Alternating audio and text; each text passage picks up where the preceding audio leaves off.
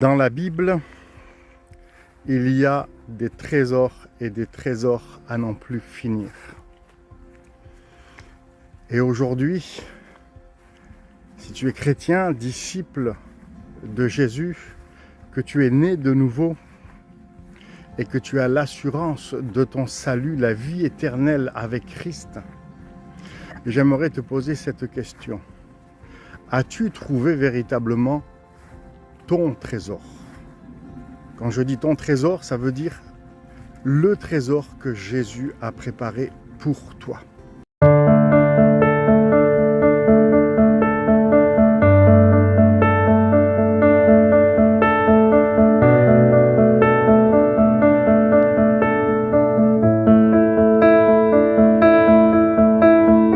Pourquoi je parle de chrétiens, de disciples de Jésus, de nouvelle naissance et de l'assurance du salut? Parce que tout simplement, tout cela est précédé, obligatoirement, et c'est irrévocable. C'est précédé d'une réelle rencontre avec Jésus-Christ. Et pourquoi? Parce que Jésus-Christ de Nazareth est véritablement ressuscité d'entre les morts.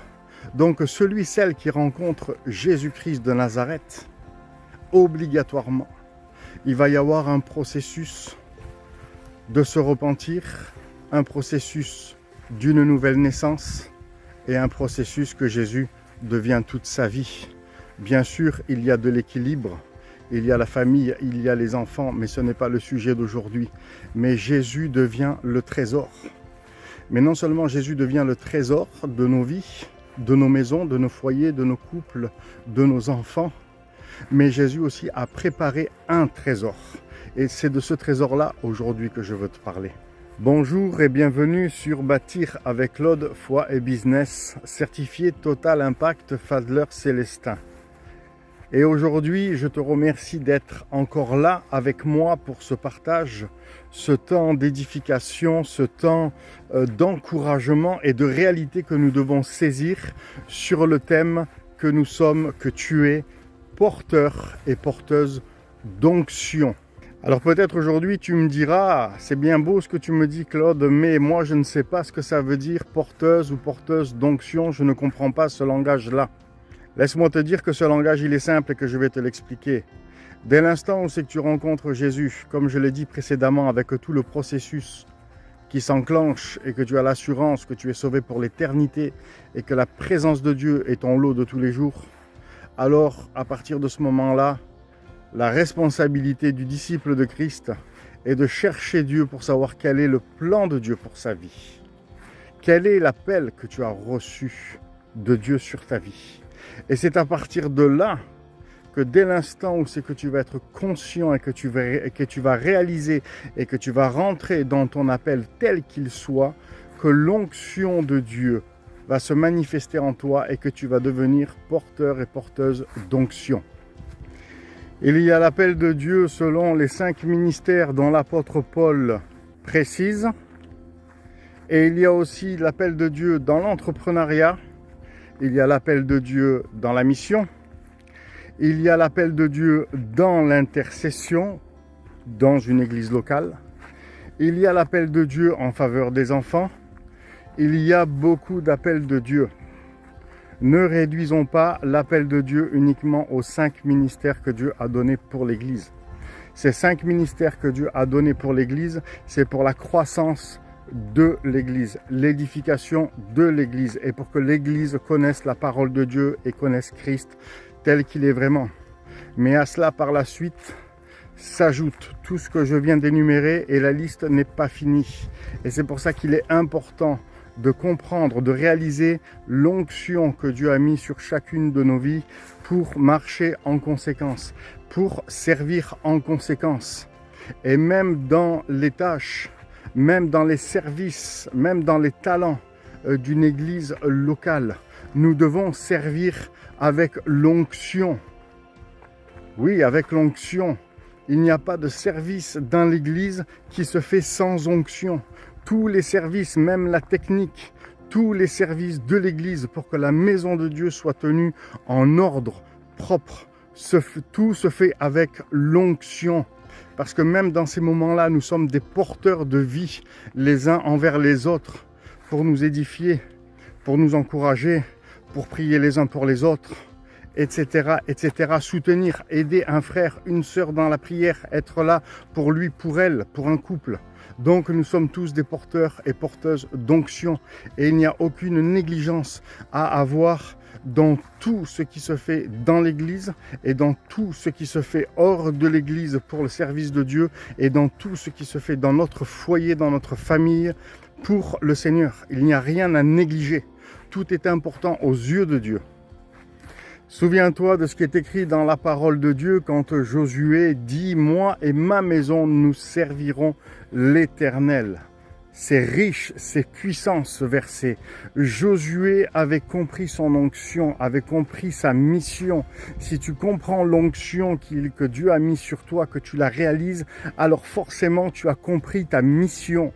Et si tu as compris ta mission, tu auras cette passion parce que tu sais que tu seras dans ton couloir et il y aura du fruit parce que tu marcheras, tu serviras avec efficacité. Et l'efficacité, elle viendra d'où? Elle viendra de l'onction que Dieu t'a donnée.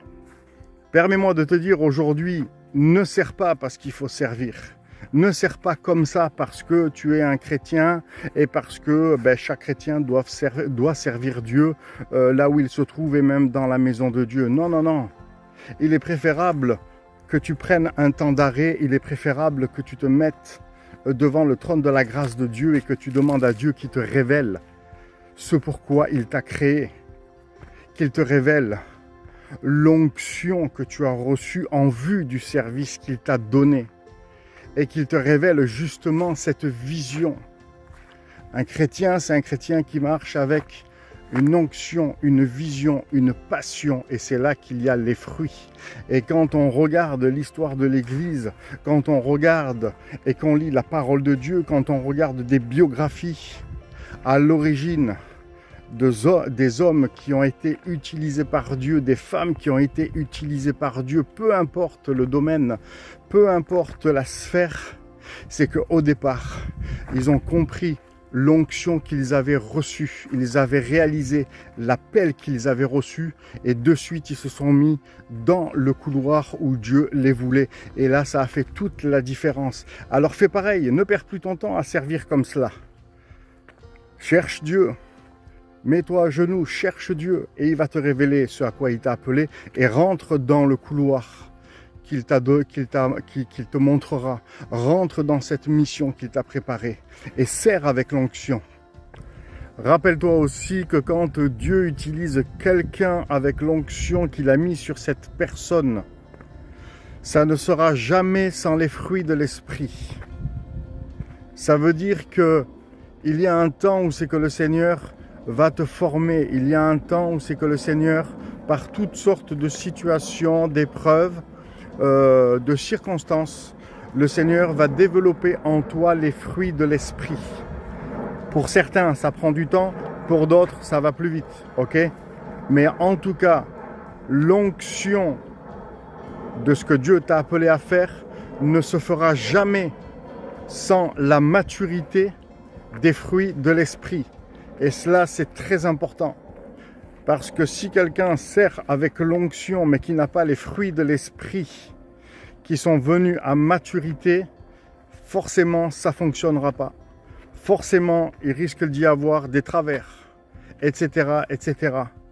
Donc, sers à Dieu avec l'onction, ok, mais avec les fruits de l'esprit aussi. Cela est très important et c'est indissociable.